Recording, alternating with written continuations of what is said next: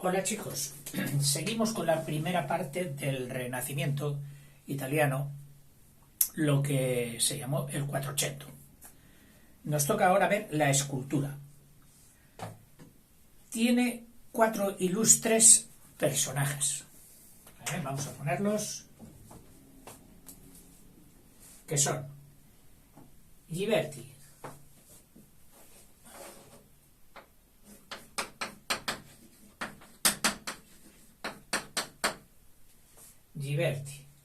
Donatello,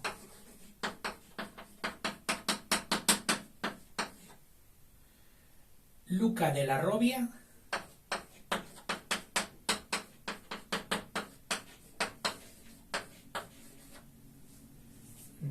sí, con 2 L's, va junto además, o sea, forma una unión. Robbia con 2 B's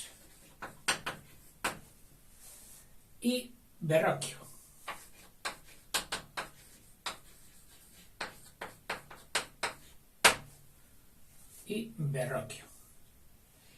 Dice, en sus estatuas y relieves lograron realizar el ideo estético florentino, el ideal estético florentino.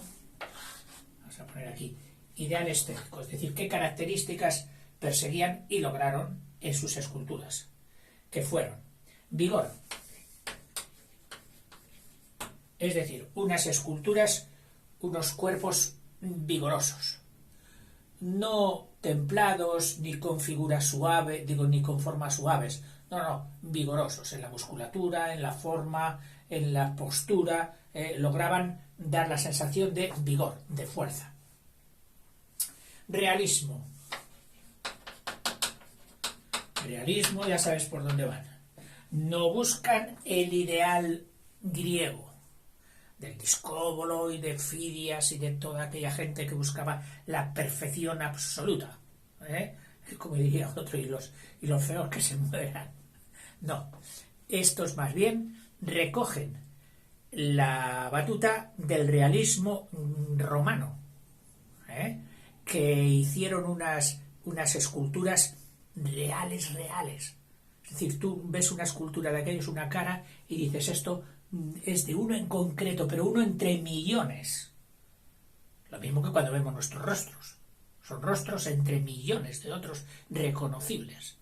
Bueno, pues ellos igual, realismo. Belleza.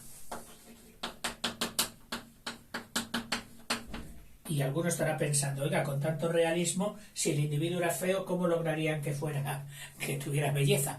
Bueno,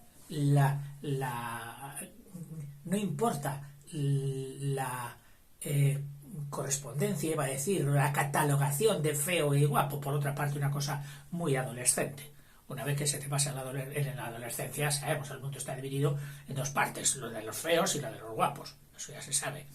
Pero una vez que pasas eso y llegas a cierta madurez, reconoces que no hay feos ni guapos, hay fisonomías más alabadas y menos alabadas. Pero yo me he encontrado, cuando viajo por los pueblos, unas fisonomías de paisanos curtidos, espectaculares. Yo siempre cogería para un asunto estético y de arte uno de esos rostros, surcados, trabajados por el tiempo, que unos rostros tersos y cuidados. Y yo considero que hay más belleza incluso, y puede haber más arte en una fotografía, en una escultura de esos rostros, que de los otros cuidados y protegidos por cremas y lo que venga, que no estoy en contra de ello. Y elegancia.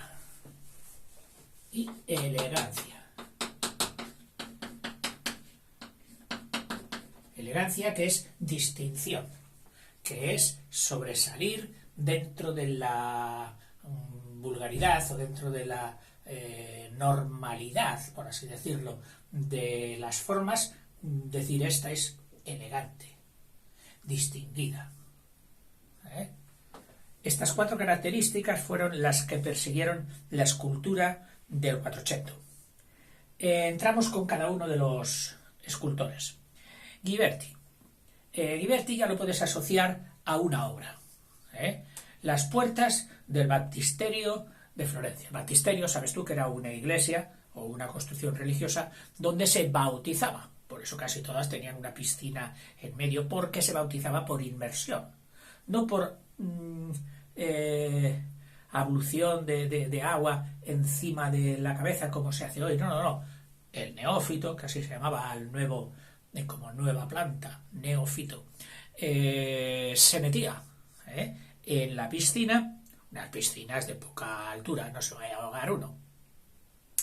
Y durante un momento tenía que meterse entero, es decir, cabuzarse, que dicen hoy, para reconocer que, o para dar a entender que la limpieza era total, la limpieza que conferían aquellas aguas, una limpieza espiritual, pues era total. Bueno, pues en este baptisterio, que tiene una construcción sobre otra construcción anterior y con unas historias enormes. Todos estos edificios pueden dar para varias tesis doctorales. Bueno, pues este baptisterio tiene 3 puertas, creo. Y una de ellas, la puerta del este, según Miguel Ángel, cuando las vio, la llamó la puerta del paraíso. Dijo, esta puerta ya es insuperable. Esta tiene que ser la puerta del cielo. En fin, yo no las he visto. O quiero decir que no las he visto. A lo mejor he sido tan torpe que las he visto y no les di la importancia en su momento. Porque en Florencia estuve una mañana en la Galería de Uffizi, que fue, pues bueno, ir pasando, pero claro, dices, sí, quieres ver todo, pero no ves nada. Esas galerías y esos museos son para estar varios días en cada uno. Y irte acompañado de libros o con un guía que te lo vaya explicando. Una puerta en concreto, esta del paraíso, o las puertas de Ghiberti, del baptisterio, apúntate, puertas, o sea, tú ya puedes asociar para siempre Ghiberti con puertas del baptisterio. Del baptisterio de Florencia.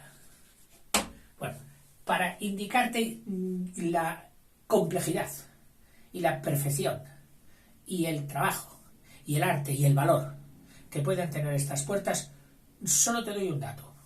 Luego puedes recoger tú muchos datos del Google y de donde quieras, que también recogerías evidentemente. Mira, una puerta en concreto fue iniciada en 1425 y fue acabada, tú dirás, hombre, para hacer una puerta 2 meses, 4 meses, como mucho, si es una puerta, pues un año. ¿Qué va? 27 años. 1452. 27 años haciendo, trabajando en aquellas puertas. Claro, esto automáticamente nos dice que la dimensión de un arte menor que nosotros tenemos, de lo que puede ser un labrado en bronce, porque estas puertas son en bronce, estuvieron también bañadas en oro. Que, por cierto, en 1966 hubo unas inundaciones que llegaron al nivel de las puertas, y entonces los responsables dijeron, no, estas puertas, dado lo que son y lo que significan y su valor, ya no pueden estar aquí. Y entonces les hicieron una copia, lo más exacta posible, y estas las llevaron a un museo. En concreto, creo que es el Museo de l'Opera de Duomo. L'Opera de Duomo. En ese museo están estas puertas. Estas puertas han sido reproducidas alguna vez, pocas veces, por el mundo en edificios y en ocasiones en que querían dar una magnificencia total. Es decir, quieren hacer un edificio para las puertas. ¿Cuáles ponemos? Vamos a poner las puertas del paraíso y la puerta de tal y la puerta de tal del baptisterio de Florencia. En Estados Unidos creo que están alguna reproducción, en Londres, etc. A mí esto me ha sorprendido bastante. ¿Y por qué te lo digo? Alguno dirá, oiga, pues usted esto ya lo había estudiado, ¿no? Y tal. Sí, a mis 15 años yo estaba dando este libro, pero de lo que yo me acuerde que me fijé y profundicé y me quedé con ello, de esto no me acuerdo en absolutamente de nada. A mí estas lecciones me daban fiebre. Mal estudiante que era, y encima tanto nombre, yo las veía imposibles. Imposibles. Bueno, yo estoy intentando poner una pica en Flandes a ver si para ti no resultan tan imposibles. Bueno, ya tenemos al señor Ghiberti con las puertas del batisterio. Pasamos a Donatello. Dice, es el escultor realista por excelencia. Es decir, Donatello, realista por excelencia. Se le podría llamar incluso el escultor del pueblo de Florencia, porque cogía la gente, los naturales de Florencia. En todas las regiones y en todas las comarcas hay fisonomías que parecen un poco estandarizadas, un poco repetidas dentro de esa zona, ¿no? Pues él cogía esas típicas florentinas y las plasmaba en sus esculturas. Dice, cuyos modelos, vigorosos, robustos y expresivos, pero bellos y elegantes, es decir, todas las características, ya no solo del realismo, sino prácticamente todas, van a parar a Donatello, de los cuerpos de los florentinos. Y es el primer renacentista, el primero que empieza, o sea, además de los, bueno, vamos a poner aquí fisonomías florentinas,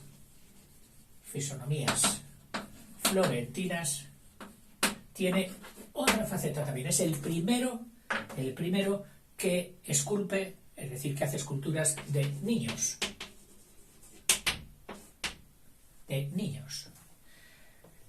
Y pero niños desnudos, para que se viera su fisonomía también. Del niño desnudo. Niños desnudos. Especialmente dice que se ve eso en su magnífica cantoría. Esto hay que poner también con letras mayúsculas porque es un tema bastante repetido. Se trata de los niños cantores. Allí se cultivaba la música, los coros y todo esto, y para las voces finas, para las voces tiernas, cogían niños, las famosas escolanías, que luego se llegaron a cometer atrocidades como castrar a algunos niños para que no cambiasen su voz. Porque claro, al llegar tú puedes ser muy buen tiple y sacar las castañas en un coro, es decir, dar la voz, pero cuando llega tu edad de 13, 14, empieza a aparecer la nuez y te empieza a cambiar la voz. Las notas altas que llegabas, con un poco de dificultad porque siempre costaba, llegó un momento en que ya te parecían imposibles y sin embargo llegabas a dar notas más bajas porque la voz del hombre baja normalmente una escala o algo parecido, es decir, los 7 tonos, que son más, porque hay que contar también los sostenidos, y ya, claro, ese chico ya no valdría para las notas altas. Y con la eliminación de las hormonas que confieren los rasgos secundarios al hombre, entre ellos los de la voz, etcétera, se dan en los andrógenos, y en los testículos tiene mucho que ver con la producción de y cuerpos de aledaños de los testículos, tiene mucho que ver la producción de los andrógenos. Entonces, si te quitaban los andrógenos, te quedabas convertido exteriormente, por muchas características, en un niño. Es decir, barba casi nula, la voz seguías teniendo la voz de niño, y esto que también en otras civilizaciones se hacía para los guardianes de las doncellas y de las esposas de la gente rica, para que no pudiesen fecundar ni experimentar la pasión ni la libido por el sexo contrario, pues se les cortaba y se les convertía en lo que se llamó los eunucos, que así se llamó a estos guardianes castrados. Bueno, y no sé por qué viene tanto rollo a propósito de las cantorías.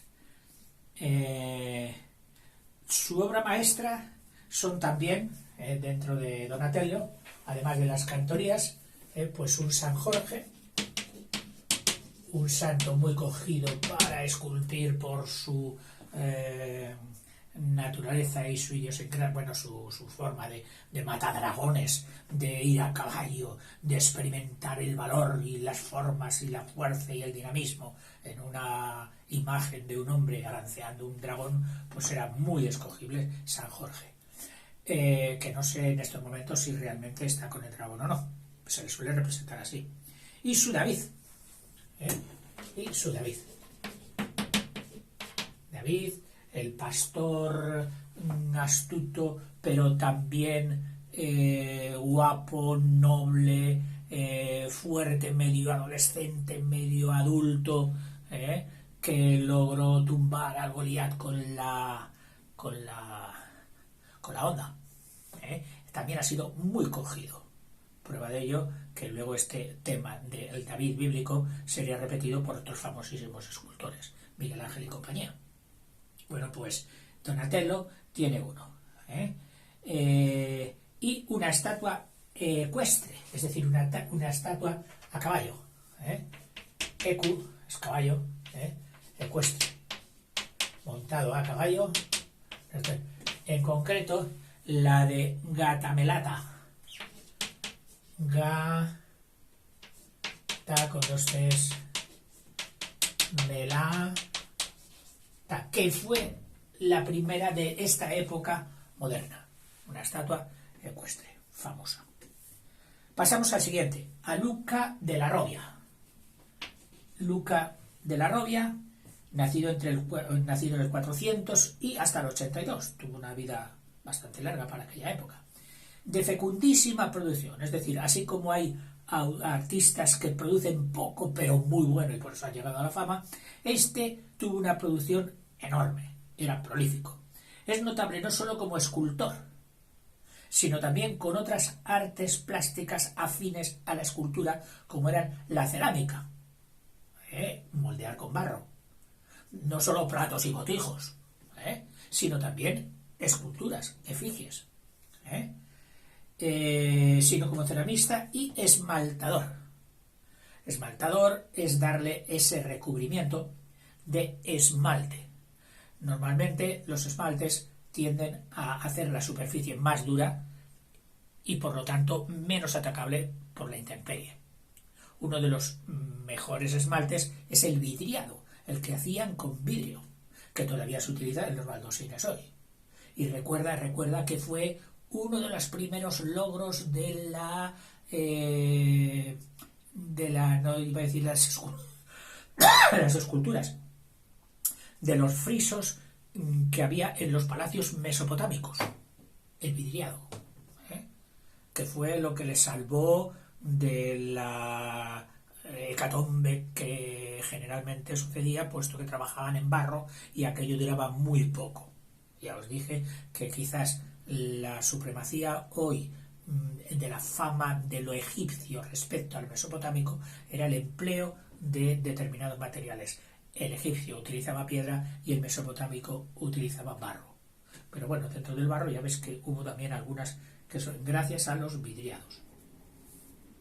Modeló un gran número de estatuitas pequeñas en cerámica pintada o vidriada, que eran muy apreciadas entonces. Hoy también hay gente que aprecia mucho lo que es las estatuillas y todo esto para colocarlas en su casa.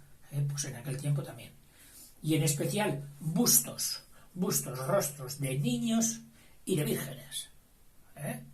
Bustos, normalmente el busto ya sabes que llega aproximadamente por aquí y de aquí para arriba.